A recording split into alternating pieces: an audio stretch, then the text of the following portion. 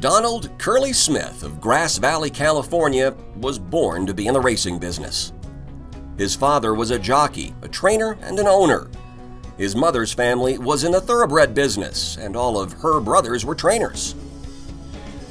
After serving in the Navy in World War II, Curly returned home and trained racehorses for a couple of years before becoming a jockey agent.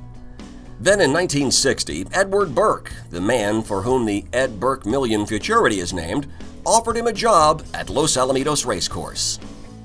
He started work as a paddock judge before moving up to racing secretary, and eventually director of racing and vice president of racing. He always retained his responsibilities as racing secretary, a job that required him to fill every race with horses of appropriate skill.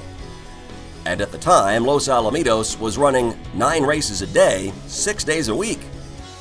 Horsemen who ran there called him fair but strict.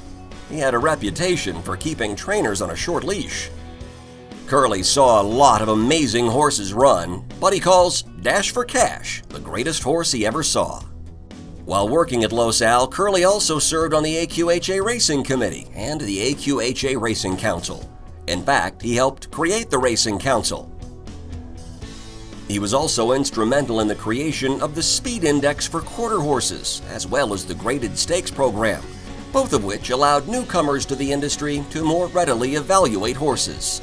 And thanks to living his life around horses, Curly got something that almost everyone wants, but almost nobody gets.